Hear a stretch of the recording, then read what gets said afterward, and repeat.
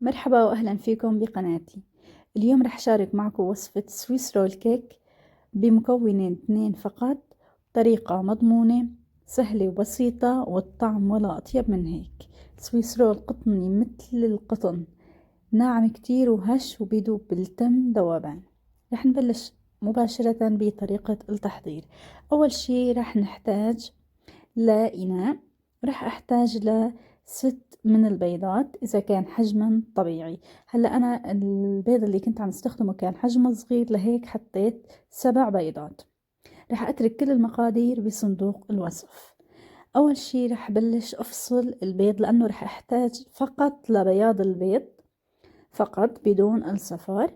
راح أفصله بهي الطريقة مثل ما انكم شايفين بالفيديو. قشر البيض نفسه، التعرجات الموجودة بقشر البيض هي كتير بتسهل فصل البياض عن الصفار، ومثل ما انكم شايفين ما بتنزل ولا أي نقطة من الصفار. عن جد أنا جربت طرق كتيرة لفصل البياض، لقيت هي الطريقة هي أسهل وأسرع طريقة بقشر البيض نفسه مثل ما موضح بالفيديو.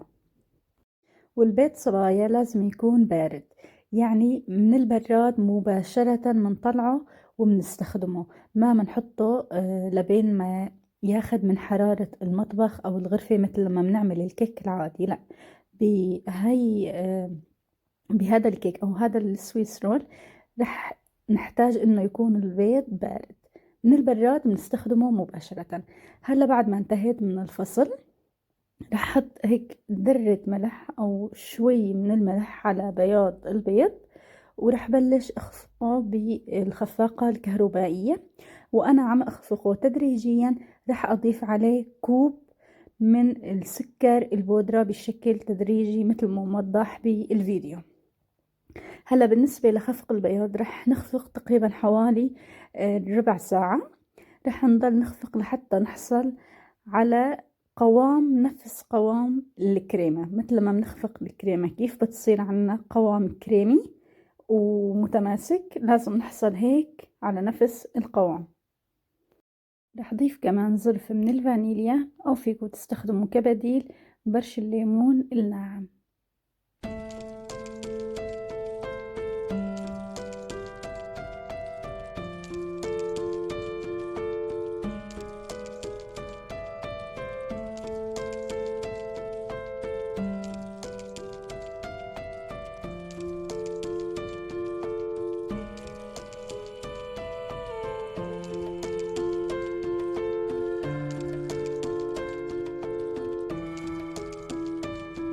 هلا بعد ما انتهيت من خلط بياض البيض وحصلت على القوام الموضح بالفيديو، رح احتاج لصينية فرن وورق زبدة. رشيت صينية الفرن بشوية مي وثبتت عليها ورقة الزبدة مشان تثبت وما تعذبني اثناء فرد الخليط. مثل ما انكم شايفين خليط بياض البيض صار عندي نفس قوام الكريمة. هلا هون في ملاحظة مهمة، انه نوزع الخليط بشكل متساوي بالصينية، وانه لازم الخليط ما يكون طبقة ما تكون رقيقة كتير وما تكون سميكة كتير، لازم تكون الطبقة متوسطة. اذا كانت رقيقة رح تكون كتير هشة، والحواف تبعها رح تتحمر زيادة. تمام، فنحن ما بدنا اياها تكون متحمرة زيادة، نحن بدنا القوام الخليط يكون هش وقطني. هلا رح احاول افرده بشكل متساوي ومنركز كتير على الاطراف والزوايا مشان ما تكون رقيقة وما تحترق معنا اثناء الخبز. هيك بيكون صار جاهز. رح ادخله على فرن محمى مسبقا. بالنسبة لحرارة الفرن رح اشغل من فوق ومن تحت على درجة حرارة 150. بدنا اياه ينخبز على حرارة هادية وياخد وقته لبين ما يستوي. بنختبر الاستواء بعود خشبي أو بالشوكة. مجرد ما أنه ما صار عنا أي التصاقات بالعود الخشبي معناتها خلص بيكون صار جاهز. وأول ما نحصل هيك على هذا اللون، اللون الذهبي الفاتح، وما منطول عليه بالفرن مشان ما يصير عنا مقرمش، بدنا إياه يضل طري.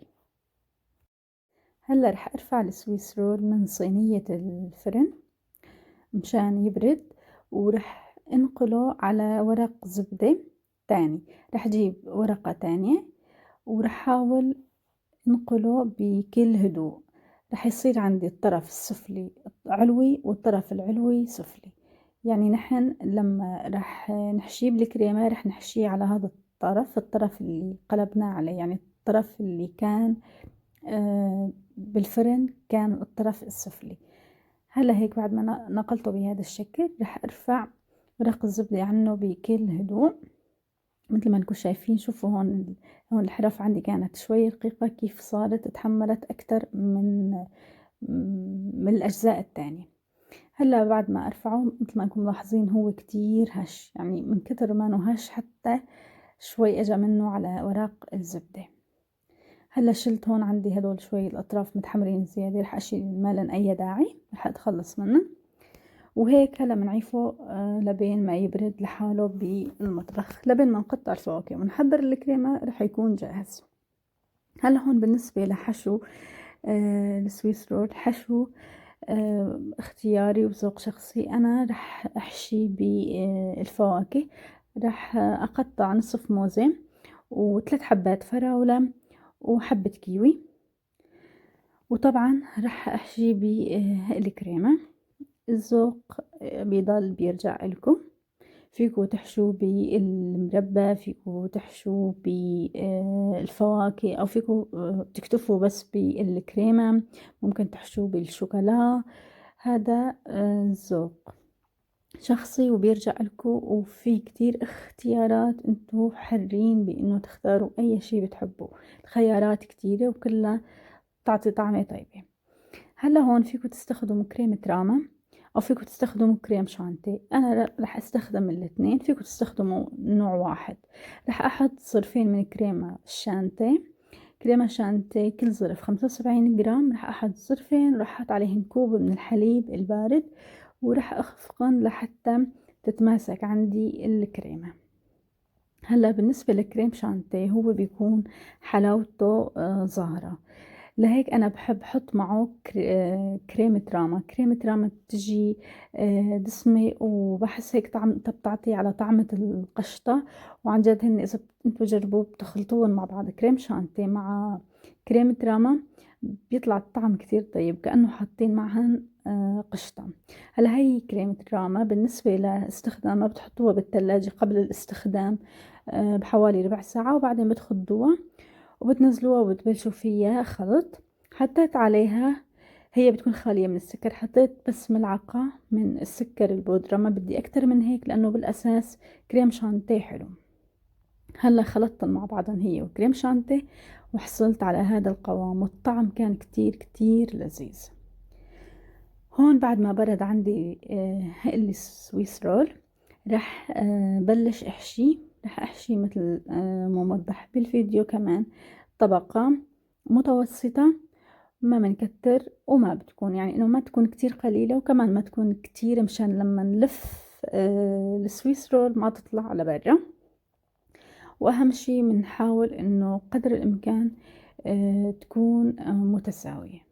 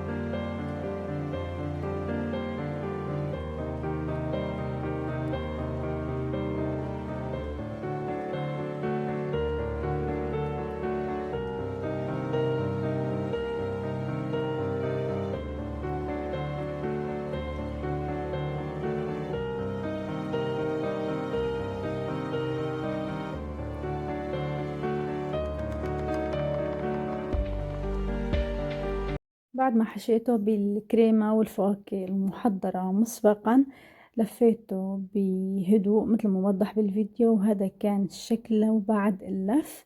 هلا رح ازينه بالشوكولا المذابة، كمان تزيين اختياري، فيكم تزينوه بسكر البودرة او بالكريمة نفسها او حتى بقطع من الفواكه، هذا الشي برجع لإلكم.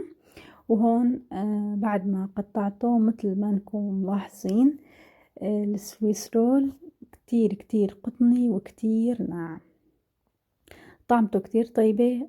طراوته بتعطي على نفس طراوة المارشميلو. المارشميلو هيك كيف ناعم وطري كتير، هذا هيك نفس قوامه. والكريمة مع خليط أو تشكيلة الفواكه اللي حشيناها عن جد طعمتها بتعطي نفس طعمة سلطة الفواكه، فالمذاقين مع بعضهم طعما رهيب. هون حاولت بس أفرجيكوا هيك إنه شلون هو كتير هش وطري، والطعم ولا أطيب من هيك. إذا عجبكم الفيديو لا تنسوا دعم القناة باللايك والاشتراك، وألف صحة وهنا مسبقا، وبتمنى يكون نال إعجابكم، ونلتقي إن شاء الله بفيديو جديد ووصفة جديدة. والسلام عليكم.